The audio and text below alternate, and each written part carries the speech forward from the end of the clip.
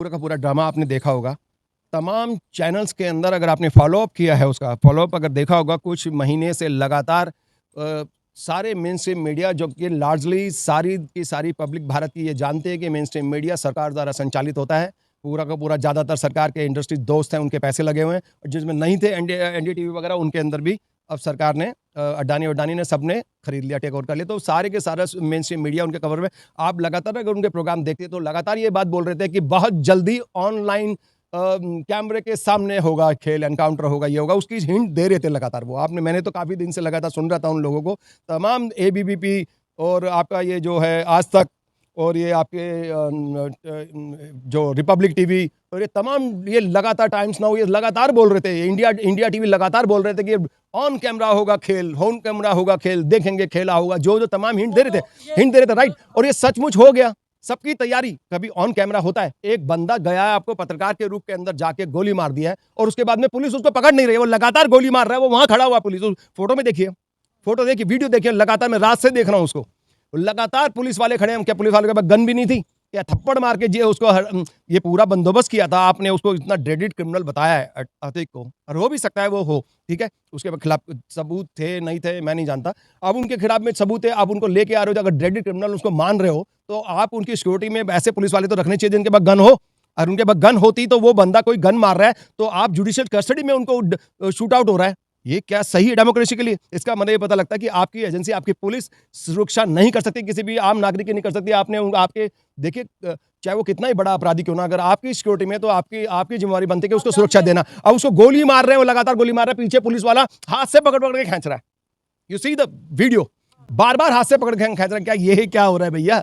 ये क्या, ये सिस्टम आप बताना चाहते हैं कि देश को सिक्योरिटी देंगे ये लोग, पुलिस वाले? सब पूरा वेल प्लान लग रहा था सारा कुछ। और सबसे बड़ी चीज कि मैं इस बात में आपको बोलता हूं, देखिए, क्रिमिनल की जहां तक बात है, सभी, मैं कहता हूं हर क्रिमिनल को आप सजा दीजिए, उसके खिलाफ सबूत प्रस्तुत कीजिए, उसको जेल में डालिए, कड़ी से कड़ी सजा दीजिए, लेकिन वो एक वन साइडेड नहीं होना चाहिए। किसी धर्म या जात के नाम पे आप किसी को भी क्रिमिनलाइज नहीं कर सकते। मैं बता रहा हूं, सुना रहा हूं आपको, यही बात बता रहा हूं। देखिए, आप मोदी योगी जी जब कहते हैं कि अभी पिछले कुछ साल के अंदर योगी जी के एरा के अंदर लगातार हमने इतने हजार एनकाउंटर करे, क्रिमिनल को मार दिया, ये आंकड़े आ रहे हैं लगातार, आप भी जानते हो आंकड़े आ रहे हैं ना, 10,000 मार दिया, 11,000 मार दिया, मान लिया, चलो।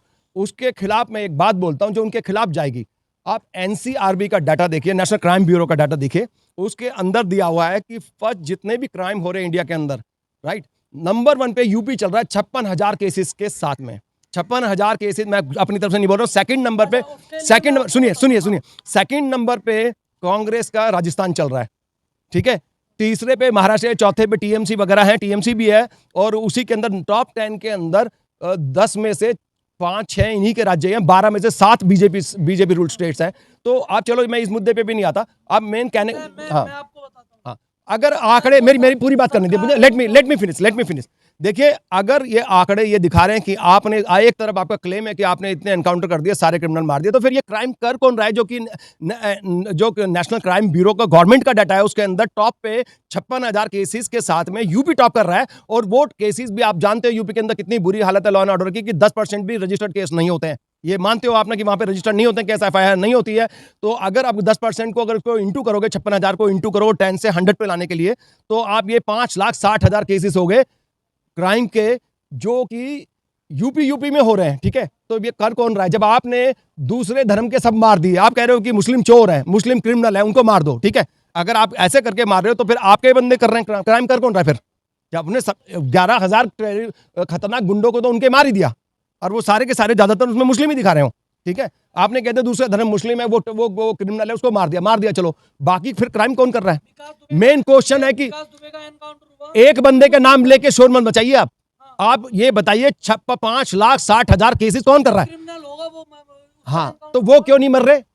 फिर ये क्राइम कैसे हो रहा है? आप मेरी पॉइंट नहीं समझ पा रहे हैं। जब आपने सारे क्रिमिनल मार दिए, तो फिर कर कौन रहा है क्राइम?